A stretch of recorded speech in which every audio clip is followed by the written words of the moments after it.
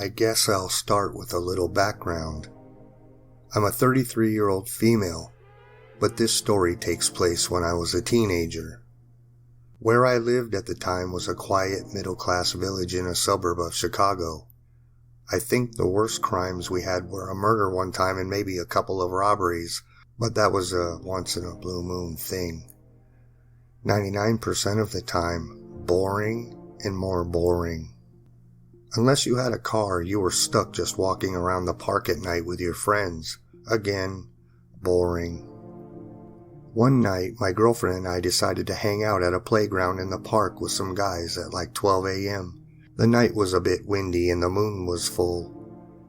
We were talking and laughing, listening to music, just having a good time. I even got a kiss that night from a boy I liked. Getting back to the story, there's a deep forest in the park with a stream running through and a playground right next to it. That's the playground we were at. There are also 2 bridges close by. One is made of wood, the one that everyone uses, and the other one is made up of rocks. It's rarely used because it's deeper into the forest. Both bridges run over the stream, connecting 2 halves of the forest park area. We were swaying on the swings, just chatting, just talking and enjoying the peace and quiet and the moonlight. From where I was, I had a full view of the forest and the ditch in the ground that leads towards the stream. I spot something moving over by the ditch. A dark shape. It looked like it was crawling out of the forest. An arm, then another arm. It pulls itself out of the ditch by the stream. It was a figure darker than the surrounding forest. I sat there frozen. I think I'm seeing things. It just kind of lays there on the ground, but doesn't move. A flash of fear grips me. What if it comes this way? I look towards my friends, and no one notices anything. I then look back, and it's gone. Did it go back into the stream? The forest? Where did it go? I really want to get out of there.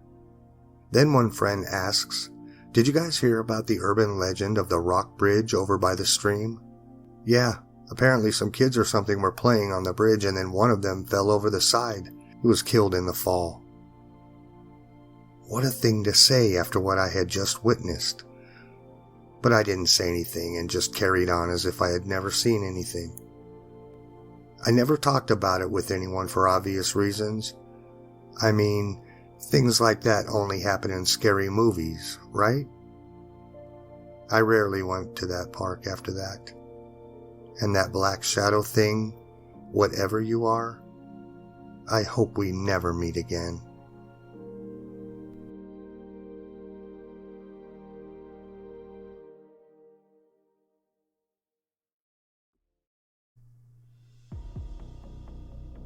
Before I begin, I'm a 16-year-old male.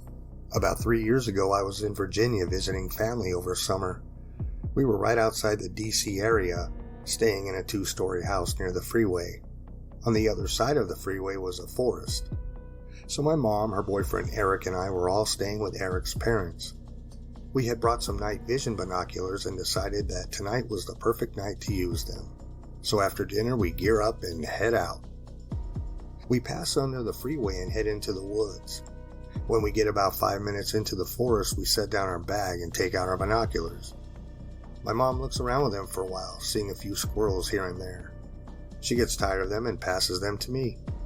I look around for a while, being careful not to look at the freeway for fear of being blinded. I spot something behind a tree about 50 feet to our left. I concentrate on it, trying to figure out what it is. It looks like a pale, bald, anorexic man looking straight at us from behind the tree. I get a bit uneasy, but I'm hesitant to believe it's really there. I ask Eric to take a look just in case. To my despair, he sees it too. He describes it much the same way I did. Now, Eric is a former amateur boxer and I train MMA almost every day, but neither of us wants to stick around with that thing. We start heading back to the house, crossing under the freeway. We take another look behind us as the car comes by. All three of us see glowing eyes lit up by the headlights on the other side of the freeway. We say fuck that and head back to the house. When we get back, Eric's parents are asleep and my mom and Eric go upstairs to the guest room.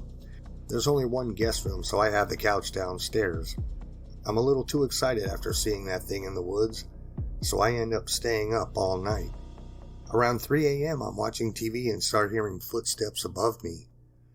I immediately remember our earlier encounter and panic a little.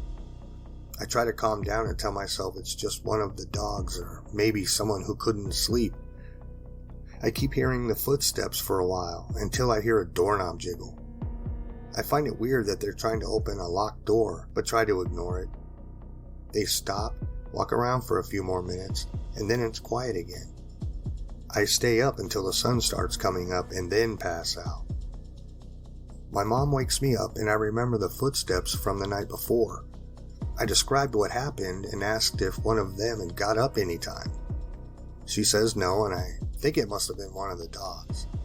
That is, until she tells me the room above me is the office, and no one was in the office and the door stays locked at night. My heart sinks as I piece it all together. I don't know if it was that thing for sure, but I think it was.